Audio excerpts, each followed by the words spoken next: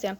La hemostasia es la prevención de la pérdida de sangre en nuestro organismo, es decir, es un mecanismo de defensa que evita el flujo de sangre cuando un vaso sanguíneo ha sufrido una lesión.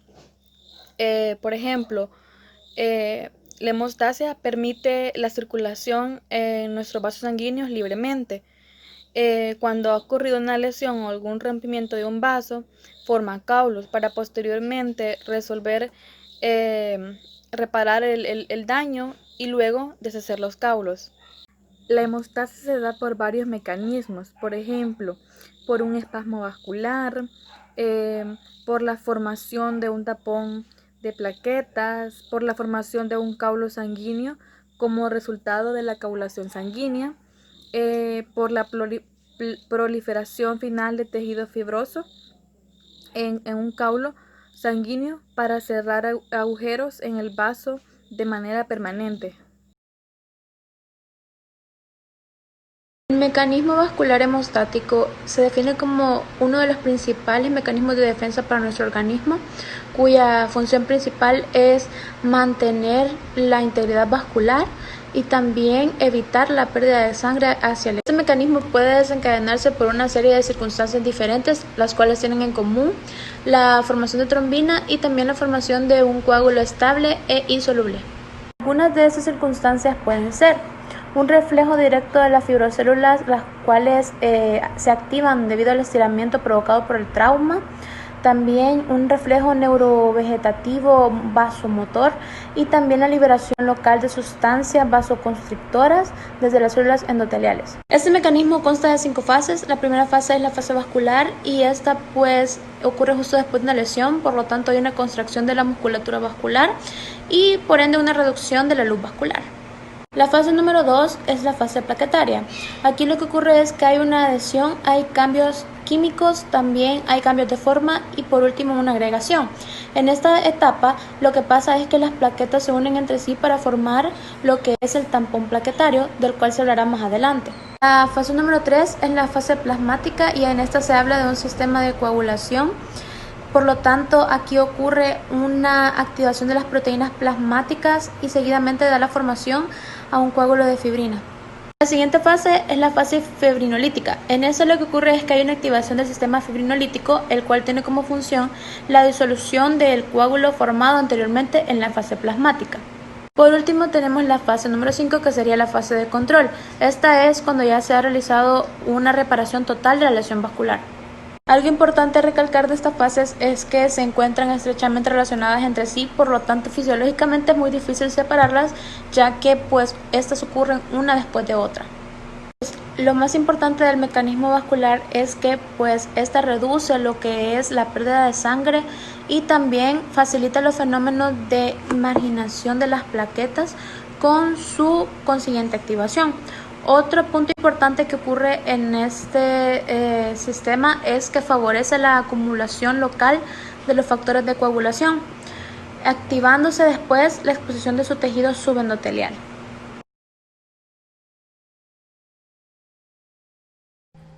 Características físicas y químicas de las plaquetas. Las plaquetas se están formando en la médula ósea a partir de los megacariocitos. Los megacariocitos son células hematopoieticas extremadamente grandes de la médula ósea. Las plaquetas, estas comparten muchas de las características funcionales de las células completas, aunque no tienen ni núcleo y ni pueden reproducirse. Citoplasma tiene actinina, miosina, trombostanina, que son proteínas contráctiles. Tiene retículo endoplasmático, aparato de Golgi especializado que es capaz de sintetizar y almacenar grandes cantidades de ion de calcio. Las mitocondrias, que son capaces de formar ATP y ADP, tienen sistemas enzimáticos que sintetizan prostaglandinas y tienen proteínas importantes de factor estabilizador, de fibrina y factor de crecimiento, y esta ayuda a la reparación del vaso. Tapón plaquetario. En el tapón plaquetario, cuando las plaquetas entran en contacto con la superficie vascular dañada, cambian sus características y estas empiezan a hincharse. Sus proteínas contráctiles se contraen fuertemente, liberan múltiples factores de sus gránulos, se vuelven tan pegajosos que se adhieren al colágeno en el tejido vascular y a una proteína llamada de factor von Willebrand. El factor de Bowling-Graham es una sustancia que se filtra tejido dañado desde el plasma y se agrega grandes cantidades de ADP y sus enzimas forman tromboxinato A2. En el ADP y tromboxinato A2 actúan sucesivamente en las plaquetas para activarlas. Entonces, en cualquier desgarre del vaso, la pared vascular dañada activa sucesivamente un mayor número de plaquetas formando un tapón plaquetario. La cascada de coagulación es el desencadenamiento de tanto la vía extrínseca como la vía intrínseca, las cuales eventualmente desembocarán en una sola llamada vía común. La vía extrínseca se activa desde que se daña el tejido, liberando el factor tisular, junto con iones calcio, el cual activará asimismo al factor X. Mientras tanto, la vía intrínseca esta se activa y empieza desde el momento en que la sangre entra en contacto con el colágeno. En esta vía se va a activar la protrombina, que posteriormente pasará a ser simplemente trombina. Y bueno, ambas eventualmente van a desembocar en una sola, llamada la vía común. En este punto es donde finalmente el fibrinógeno termina siendo convertido totalmente en fibrina.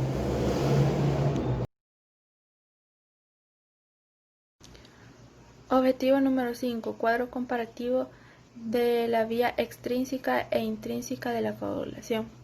La vía intrínseca inicia por la lesión de vasos o tejidos extravasculares, que esto va a provocar la liberación de factor tisular. El factor tisular se va a unir con calcio y el factor 7, así va a poder activar el factor X a factor XA. El factor XA se va a combinar con fosfolípidos tisulares y con el factor 5 para poder activar el complejo activador de la protrombina. En presencia de iones calcio, esto provocará que la protrombina se vaya a dividir en trombina. Y la trombina ejerce una retroalimentación positiva en el factor 5. Por otro lado, la vía extrínseca se caracteriza por iniciar por el traumatismo en la sangre o por exposición al colágeno. La exposición al colágeno provoca que se active el factor 12 y esto induce a la liberación de fosfolípidos en la sangre. Ya cuando el factor 12 está activado, se llamará factor 12A y este va a activar al factor 11. El factor 11 activa al factor 9 y el factor 8 es activado por la trombina. El factor 7A y el factor 9 hacen que se active el factor X. El factor X activado se combina con el factor 5 y así poder formar el activador de la trombina. Similitudes entre la vía extrínseca y extrínseca es que ambas van a utilizar calcio y ambas van a utilizar el factor X.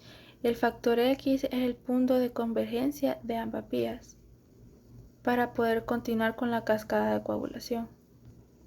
También ambas vías participan cuando hay una lesión en los vasos sanguíneos. Una de las diferencias es el tiempo en que se llevan a cabo, ya que la vía intrínseca se puede llevar a cabo de 1 a 6 minutos y la vía extrínseca se lleva a cabo en 15 segundos. Otra diferencia son los factores que se van a ocupar en las dos vías, que son diferentes. También que los defectos en la vía intrínseca pueden producir hemorragias graves, en cambio en la vía extrínseca producen hemorragias más leves.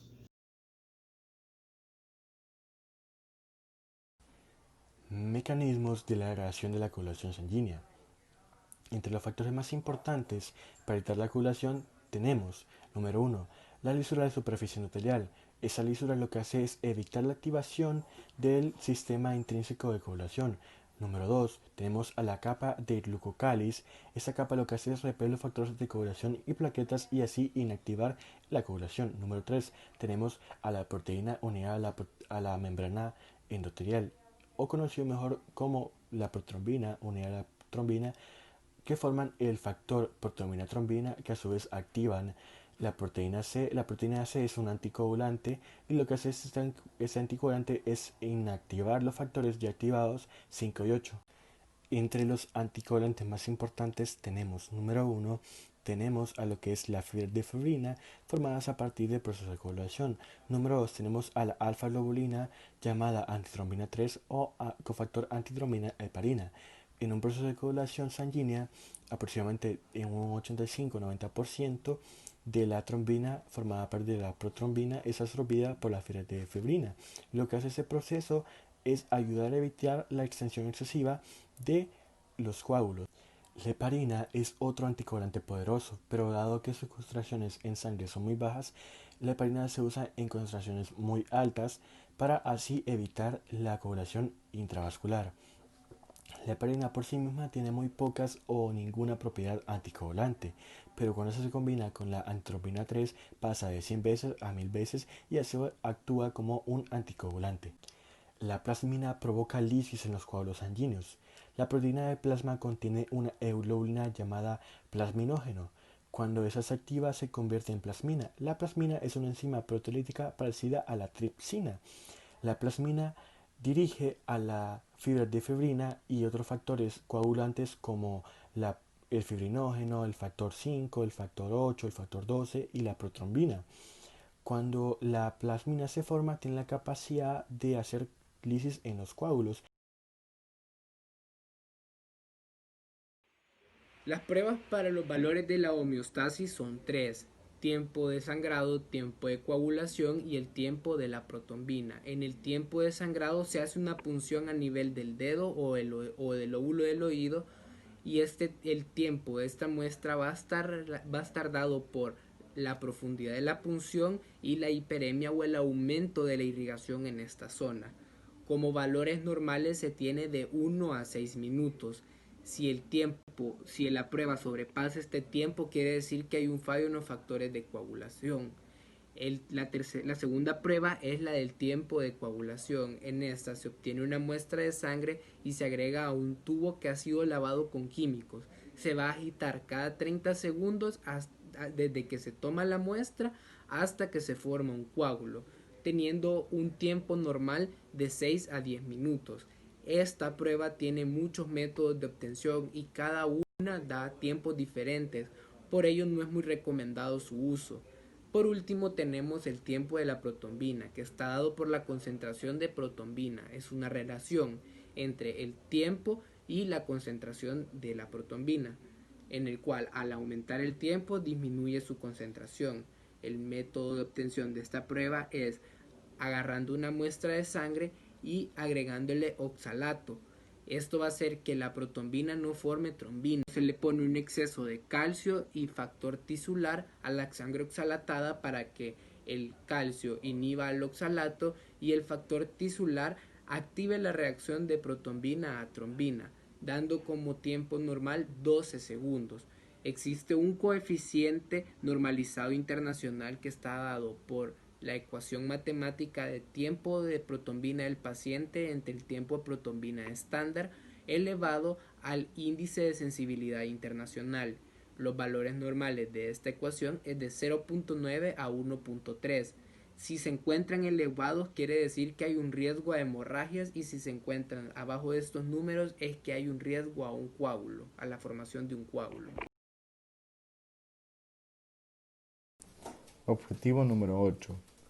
Probablemente los factores más importantes para evitar la coagulación en el sistema vascular son normalmente, como número 1, lisura de la superficie celular endotelial, que este no permite la activación por contacto del sistema de coagulación intrínseco. El número 2 sería capa de glucocalis en el endotelio. Repele los factores de coagulación y las plaquetas. Y el número 3 sería el trombomodulina.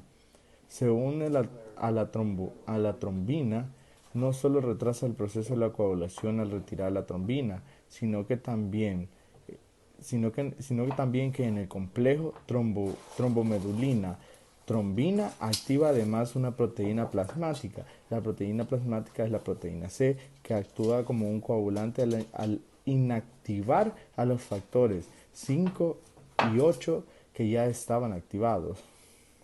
Otros anticoagulantes que poseen que posee la sangre son, número uno, las fibras de fibrina que se forman en la coagulación. Número 2, alfa-globulina llamada antitrombina 3 o antitrombina heparina.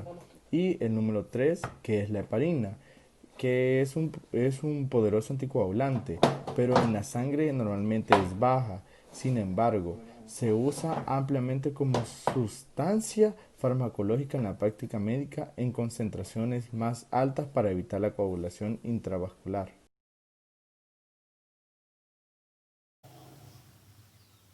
Los grupos sanguíneos son un sistema de antígenos que están presentes en la membrana de los eritrocitos y otras células del organismo. Esta sustancia induce la formación de anticuerpos debido a que es reconocido por el sistema inmunitario como extraño para el cuerpo. Los antígenos de grupo son sustancias de membrana que dan la característica distintiva de los determinados grupos sanguíneos de un sistema dado, y los anticuerpos son sustancias que específicamente reaccionan contra un determinado agente de membrana. Existen dos tipos: los naturales, que son aglutinas completas o bivalentes, y están los adquiridos, que son incompletos, univalentes y no aglutinantes. El primer sistema de antígenos de grupo sanguíneo fue identificado en 1999 y se llamó ABO. Por otro lado, la membrana celular de los glóbulos rojos contienen en su superficie diferentes proteínas, las cuales son las responsables de los diferentes tipos de sangre. Estas son la proteína A y la proteína B. Los principales grupos sanguíneos son A, AB y O, de los cuales se hablará más adelante. La mayoría de la sangre está separada por tres componentes: la concentración de eritrocitos PRBC y las plaquetas y plasma fresco concentrado, FFP. Por último punto, podemos decir que la sangre ayuda y sirve para el aumento de la capacidad de transporte de oxígeno y extender el volumen. Existen dos antígenos, el antígeno tipo A y el antígeno tipo B. Aparecen en la superficie de los eritrocitos en una gran proporción en los seres humanos. Son estos antígenos llamados también aglutinógenos, que aglutinan a menudo los eritrocitos, que causan la mayoría de las reacciones de las transfusiones sanguíneas debido a la forma y que se heredan estos aglutinógenos. Es posible que las personas no tengan ninguno de ellos en las células, tengan uno o ambos a la vez. Tipos principales de la sangre existen cuatro: O, A y B, y AB. Las transfusiones sanguíneas a otra persona requiere un donante y que los receptores se clasifiquen sean iguales generalmente a los cuatro tipos de sangre, que como ya dijimos eran cuatro, que era O, A, B y AB, dependiendo de la presencia o falta de los aglutinógenos. Los aglutinógenos A y B, cuando no están presentes ni el aglutinógeno A ni el aglutinógeno B, quiere decir que la sangre es del tipo O. Cuando están presentes el aglutinógeno A en la sangre es del tipo A. Cuando están presentes el tipo de aglutinógeno B, la sangre es del tipo B. Cuando están presentes los aglutinógenos A y B, la sangre es del tipo AB. En la genética, los grupos sanguíneos E y O tienen tres alelos, que lo significan tres formas diferentes del mismo gen. Estos tres alelos son el IA, E y IO, que determinan tres tipos sanguíneos normalmente llamados alelos. Pero el genetista presenta a menudo los alelos mediante la variante del símbolo I. ¿Qué quiere decir el símbolo I? Quiere decir inmunoglobulina. El alelo del tipo O es funcional, casi de manera que da lugar al aglutinógeno del tipo O no significativo, en lugar de las células, por el contrario de las tipos A y B, que estos sí dan lugar a aglutinógenos fuertes en la célula.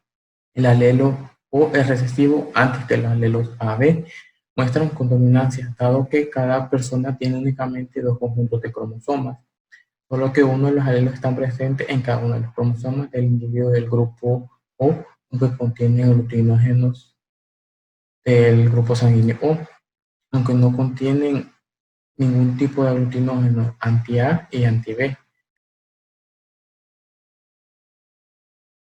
Mencionar patologías de incompatibilidad sanguínea. Por ejemplo, la enfermedad hemolítica del recién nacido. Es una afección que se desarrolla cuando una madre embarazada tiene sangre RH negativa y el feto tiene sangre RH positiva. Es decir, si la madre es sangre tipo RH negativo, su sistema inmunitario trata las células fetales RH positivos como una sustancia extraña y el cuerpo de la madre crea anticuerpos contra dichas células fetales y estos anticuerpos pueden pasar de nuevo a través de la placenta hacia el feto. Entonces los anticuerpos destruyen los glóbulos rojos circulantes en el bebé.